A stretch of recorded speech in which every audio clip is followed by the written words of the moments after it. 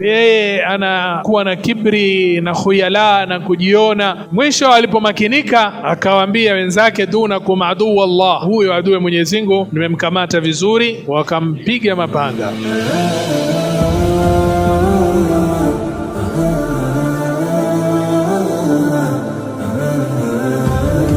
Alhamdulillah wassalatu wassalamu ala rasulillah wa ala alihi wa sahbihi wa man walah wa ala man tabi'ahu wa tarassama khutah faja'ala al-aqidata al-islamiyya asasan li fikratihi wal ahkam ash-shar'iyya miqyasa li a'malihi wa masdara li ahkamihi. Amma ba'd, tukiendelea na sira ya Mtume sallallahu alayhi wasallam, wiki iliyopita tulimalizia mateka wa vita vya Badri, kisha leo tutaendelea nukta kufa binti yake Mtume Ruqayya, na Mtume sallallahu alayhi wasallam kumwozesha binti yake mwingine Ummu Kulthum kwa bwana Uthman radhiallahu anhu. Ruqayya bintu Nabii sallallahu alayhi wasallam alikuwa ni mgonjwa. Mtume alipotoka kwenda katika vita vya Badri, binti yake Ruqayya alikuwa ni mgonjwa, na alikuwa ni mke wa Uthman ibn Affan radhiallahu anhu, khalifa wa tatu wa Waislamu. Mtume sallam akamwamrisha Sayyidina Uthman abakie ili kumuuguza mke wake Ruqayya, na akamwambia lahu ajru man hadara badran wa nasibuhu, atapata ujira wa aliyehudhuria vita vya Badri na fungu lake. Kwa hivyo akamwambia abakie amuuguze binti yake Mtume, yani mke wake, na pia akabakisha Usama bin Zaid. Binti yake Mtume Ruqayya akafa kabla ya Mtume sallam kurudi kutoka katika vita vya Badri. Asema Usama, atana al-khabaru ay bisharat al-fathi, ikatujia habari, bishara ya ushindi wa Islamu, hina sawaina turaba ala Ruqayyata binti Rasulillah sallallahu alaihi wasallam. Sasa tulipofinika mchanga Ruqayya binti wa Mtume sallallahu alaihi wasallam, walipomaliza kumzika na kufinika, wakapata habari kwamba Waislamu wameshinda katika vita vya Badri. Mtume sallam aliporudi katika mji wa Madina, kisha akawa ni mwenye kutulia, zawaja Uthman bin Affan ibnatahu al-ukhra, akamwozesha Sayyidina Uthman binti yake mwingine Ummu Kulthum, na kwa sababu hiyo Sayyidina Uthman akaitwa Uthmanu Dhunnurain, mwenye nuru mbili, yani watoto wawili wa Mtume sallallahu alayhi wasallam. Na huyu Ummu Kulthum akabaki na Sayyidina Uthman, akafa mwaka wa 9 baada ya hijra ya Mtume sallallahu alaihi wasallam, na kuzikwa katika makaburi al-Baqi. Washirikina katika mji wa Makka, habari ya ushindi wa Islamu ya vita vya Badri iliwatia uchungu. Ile ikram ambayo Mwenyezi Mungu Subhanahu wa Ta'ala amewapatia Waislamu ya nusra na ushindi, ikawa imewatia hasira, wakaanza kufanya vitimbi ili wawadhuru Waislamu na kulipa kisasi. Lakini Mwenyezi Mungu Subhanahu wa Ta'ala akawa ni mwenye kurudisha vitimbi vyao kwao na kuwapatia Waislamu nguvu kwa fadhila zake. Banu Sulaim ambao walikuwa ni katika Waarabu wanaojulikana ni wapiganaji, wakakusanyika kwa ajili ya kuipiga vita Madina, kuivamia Madina. Hii ni baada ya wiki moja Waislamu kurudi kutoka katika vita vya Badri, ambao ilikuwa ni katika Muharram mwaka wa 3.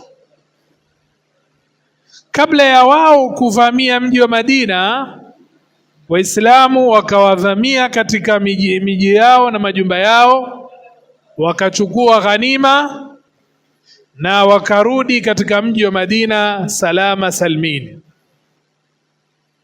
Baada ya tukio hili, Umair bin Wahbi al-Jumahi akawa ni mwenye kupanga njama, sababu alikuja Umair bin Wahbi al-Jumahi akakaa karibu na al-Kaaba na kusema, laula daynun alayya wa iyal la dhahabtu ila Muhammadin wa qataltu. Maneno haya amwambia Safwan bin Umayya, asema lau si deni na watoto na family na mifugo yake, basi asema ningeenda mimi nikamuua Muhammad. Walianza kukumbuka yale matukio ya Badri na wakakumbuka ile maiti za ashrafu Quraysh walipotupwa katika kile kisima. Kwa hivyo wakawa ni wenye kuhisi uchungu sana na kusema ya kwamba lau si deni na iyal, mimi ningeenda nikamua Muhammad. Safwan bin Umayya akamwambia, deni nitakulipia na watu wako nitakuangalia mpaka utakaporudi, lakini we nenda kwa Muhammad ukamuue. Basi Umair bin Wahbi al-Jumahi akafunga safari kutoka Makka kwenda Madina kutaka kumuua Mtume sallallahu alaihi wasallam. Akanoa panga lake vizuri, kaeka na sumu, kisha akaelekea Madina. Alipofika kule akaonekana Sayyidina Umar radhiallahu anhu. Alipomuona akasema, huyu bwana muovu huyu Umair bin Wahb. Akamkamata vizuri, kisha akatuma na masahaba wasimame karibu na Mtume sallallahu alaihi wasallam muhami. Akamchukua Umair akampeleka kwa Mtume sallallahu alaihi wasallam, akamwambia mwache. Akamuuliza Umair ya kwamba mbona umekuja Madina, una malengo gani? Akaambia, nimekuja mimi kwa ajili ya mwanangu Al-Wahb bin Umair ambao nyinyi mumemtaka nyara. Nimekuja nataka alikuwa mateka katika vile vita vya Badri, nataka nimekuja kumkomboa. Mtume sasa akaambia, la, sema ukweli, umekuja una malengo gani? Akaambia, mimi malengo yangu ni hayo. Akaambia, la, wewe na Safwan bin Umayya siku fulani fulani mumekaa mbele ya Al-Kaaba mkazungumza maneno, ukasema ya kwamba lau si deni na watu wangu ningeenda kwa Muhammad nikamuua. Safwan akasema atakulipia deni na watu wako atakuangalilia mpaka utakaporudi, ukatoka lengo kuja kuniua. Basi Umair akasema, ashhadu an la ilaha illa Allah wa ashhadu annaka rasulullah, ya kwamba mimi peke yangu na Safwan bin Umayya, hakukuwa na mtu mwingine, na ilikuwa ni siri. Nimetoka nikiwa na nia hiyo. Sisi ilikuwa tukikadhibisha unapotuambia habari za mbinguni, lakini sasa nimesadiki ya kwamba kweli wewe ni mtume wa Mwenyezi Mungu Subhanahu wa Ta'ala. Hakuna yoyote aliyokupa habari isipokuwa Mwenyezi Mungu Subhanahu wa Ta'ala. Kwa hiyo akapiga shahada na akawa ni mwenye kuingia katika Uislamu. Kwa hiyo alikuwa na njama Umair bin Wahbi al-Jumahi na Safwan bin Umayya ala ightiyali nabii sallallahu alayhi wasallama. Umair alipokuja katika Madina akakamatwa na Mtume sallallahu alaihi wasallama akamweleza habari ya zile njama. Umair bin Wahab akaingia katika Uislamu. Kisha baada ya matukio haya, Mayahudi wa Bani Qainuqa wakawa ni wenye kudhihirisha shari na uadui kwa Waislamu. Mtume sallam akawa nasihi, wakaambia, ya Muhammad, la yaghurrannaka min nafsik annaka qatalta nafaran min Quraish kanu aghmaran la yarifuna alqital. Mayahudi ambia Muhammad, usidanganywe, isikuhuri nafsi yako ya kwamba wewe umeua pote katika Makuraish ambao walikuwa hawana tajriba, hawajui vita. Innaka law qataltana la arafta anna nahnu an-nas, ukipigana na sisi utajua kwamba sisi ni watu. Usidanganywe na wale Makuraishi ambao umewaua. Mtume sallallahu alaihi wasallam akasubiria kwa jawabu hili ovu ambalo wamelitoa, lakini wao wakazidi jeuri. Wakaona ya kwamba maneno yale yao kana kwamba yamemtia hofu Mtume sallam. Siku moja wakazua rabsha katika soko zao na wakaleta fitna, kama walivyo Mayahudi ni watu wa fitna. Akauliwa mtu katika Waislamu na mmoja katika Mayahudi. Walipofanya mambo haya maovu, Mtume sallam akawafungiza. Fahasarahum Rasul sallallahu alaihi wasallama yawm as-sabt lin-nisf min Shawwal sanata thaniya baada al-hijra. Siku ya Jumamosi, ilikuwa mwezi wa Shawwal ushapita nusu, mwaka wa pili baada ya hijra. Mtume sallam akawafungiza. Walipofungizwa wakasalim amri baada ya siku 15, yani mwezi wa Dhulqaada sasa unaingia, wao wakawa ni wenye kusalim amri. Mtume sallallahu alaihi wasallam akawatoa, faajlahum ila adhuruati ash-Shami, akawatoa katika sehemu ya Sham, Dar'a na kwengineo, ambapo wengine walikufa baada ya muda mchache kwa sababu ya mazingira tofauti na hali ya weather tofauti ambao kwamba walikuwa wamezoea katika sehemu hizi za Hijaz. Walipokuja katika biladi Sham, baadhi yao wakafa.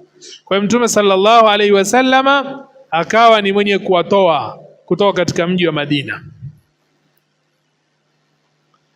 Kisha tukio lingine ni Abu Sufyan.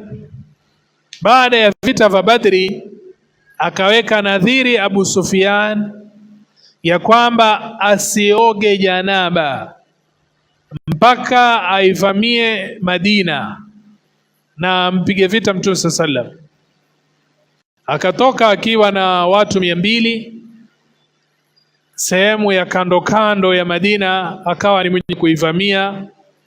Wakakata mitende, wakachoma, wakaua watu 2, kisha wakakimbia. Habari ikamfikia Mtume sallam. Mtume sallam akawafukuza, lakini waliponyoka.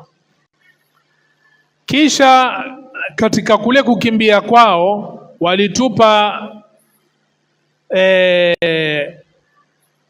vyakula vyao vingi waliokuwa navyo, akiba yao ya chakula wakatupa njiani ili wapate kuwa wepesi kukimbia. Waislamu wakawafukuza na Waislamu wakaokota baadhi ya vile vyakula as-sawiq, na hivi vita vikaitwa ghazwatu as-sawiq au ghazwati Qarqarati al-Kudri. Qarqarati al-Kudri ni sehemu ambayo walifukuziwa. Kisha baada ya tukio kama hili ikaja tukio la Ka'b ibn al-Ashraf. Ka'b alikuwa ni katika matajiri wa Kiyahudi na alikuwa ni mshairi mkubwa na ni katika maadui wakubwa wa Waislamu. alikuwa akimtusi sana Mtume sallallahu alaihi wasallam, akimtusi Mtume, akiwatusi masahaba Mtume sallallahu alaihi wasallama, na alikuwa akiwasifu wanawake, kisha akiwatukana masahaba Mtume sallallahu alaihi wasallam, akiwasifu maadui wa Mtume sallallahu alaihi wasallam na kuwahimiza maadui wa Mtume dhidi ya Mtume sallallahu alaihi wasallam.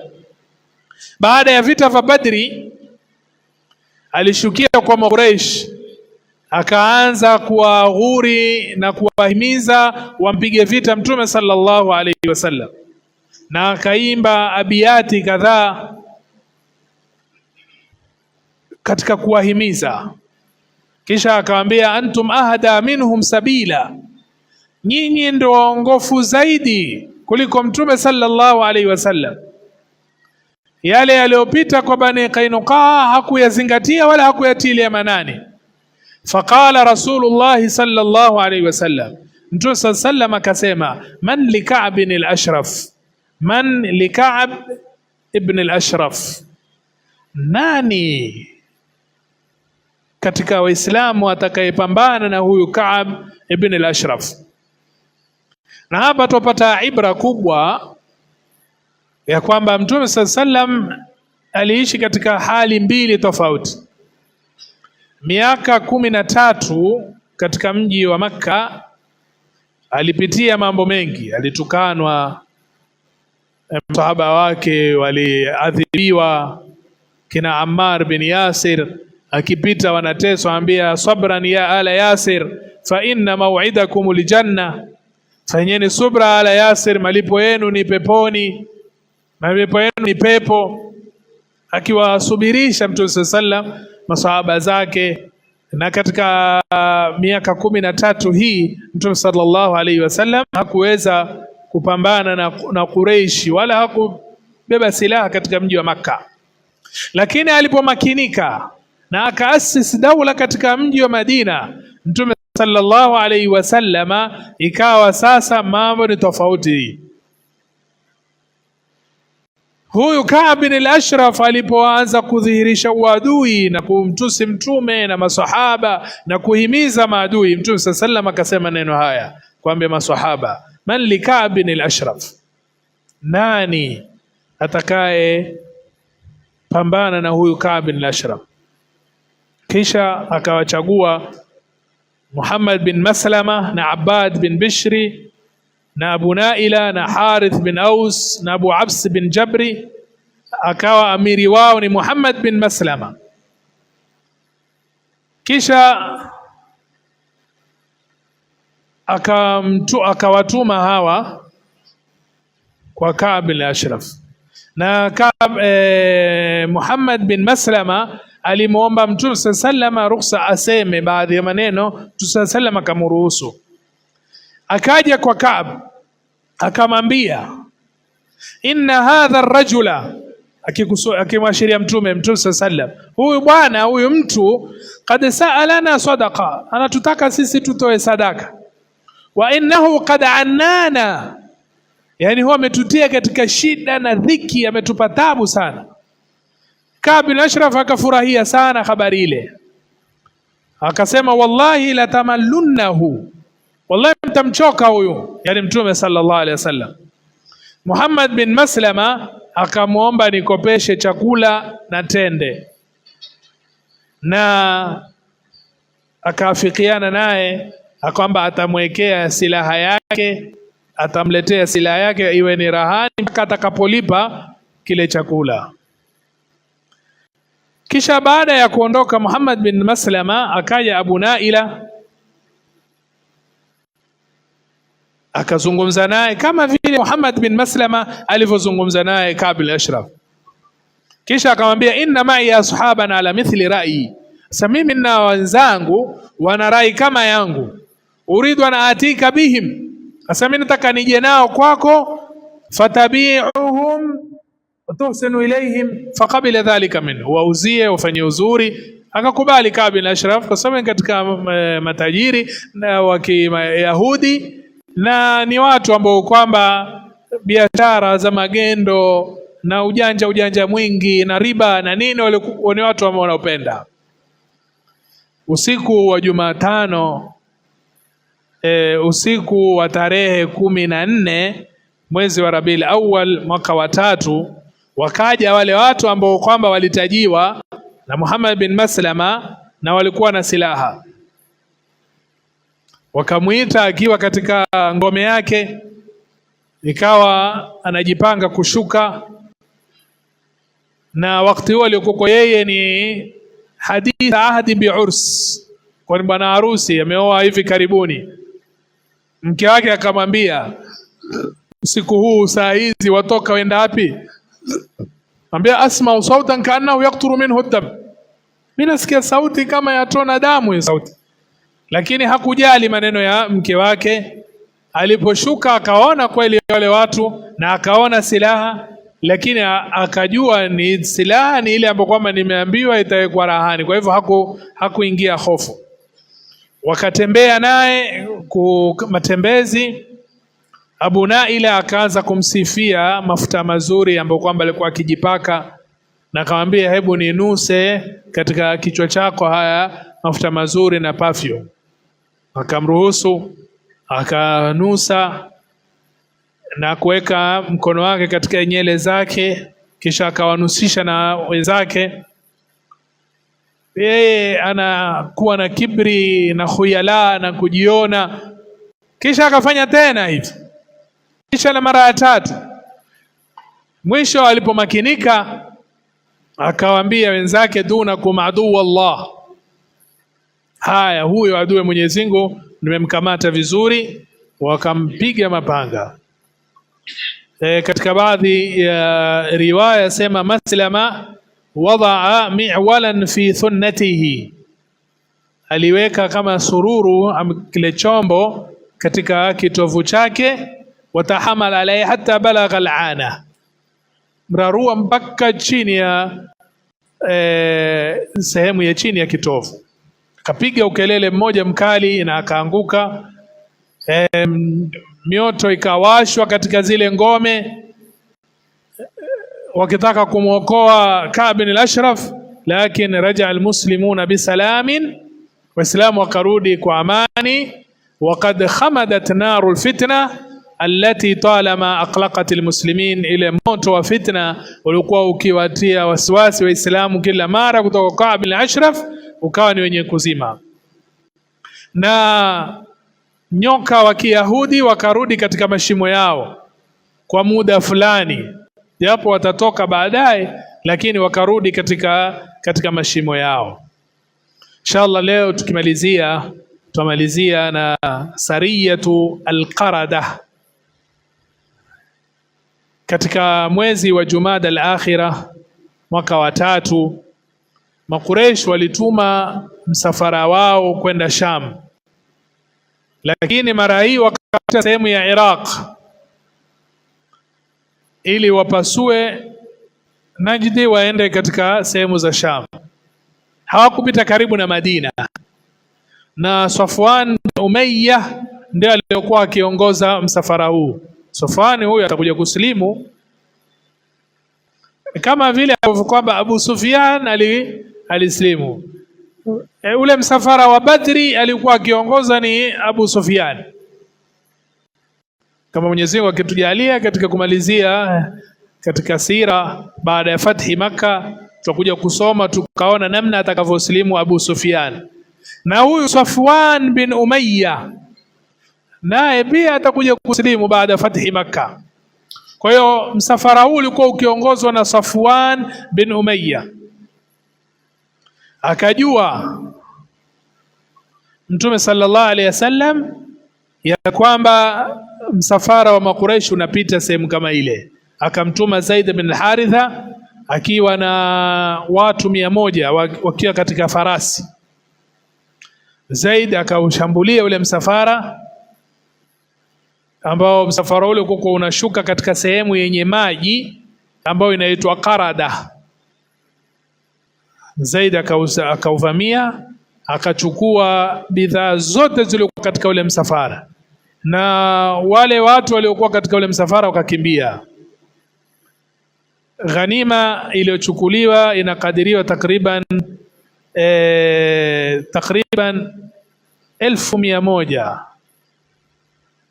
na ilikuwa ni kipigo ambacho kwamba kilikuwa kimewapata Makuraish baada ya vita vya Badri, kipigo kikali sana, nayo ni sariyatu al-Qarada, yani kikosi cha Qarada ambacho Mtume sallallahu alaihi wasallam alituma kwa msafara wa Makuraish. Inshallah atakuwa ni wenye kukoma hapa. Mwenyezi Mungu Subhanahu wa Ta'ala kwa haya machache atujalie min alladhina yastami'una alqawla fayattabi'una ahsana.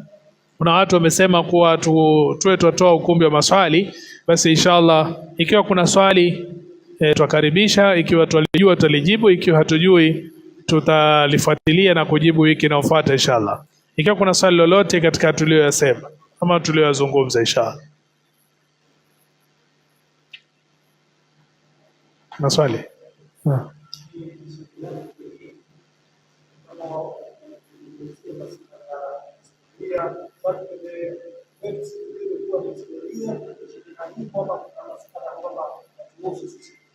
Naam.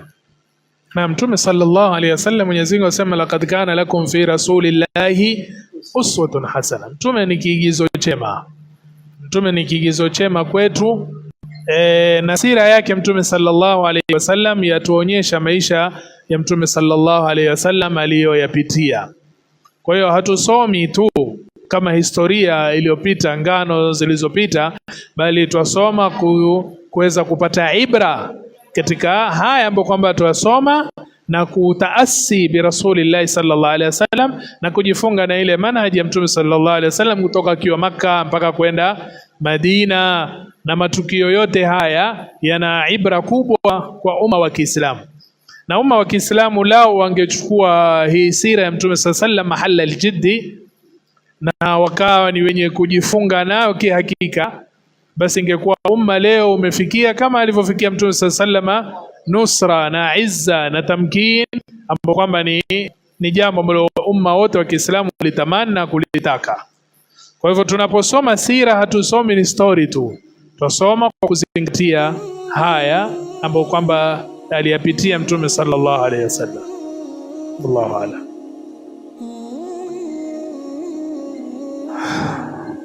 Inshallah Mwenyezi Mungu Subhanahu wa Ta'ala tujalie min alladhina yastami'una alqawla fayattabi'una ahsana. Subhanakallah bihamdik, ashhadu an la ilaha illa anta, astaghfiruka wa atubu ilaik. Subhana rabbika rabbil izzati amma yasifun wa salamun alal mursalin, alhamdulillahi rabbil alamin.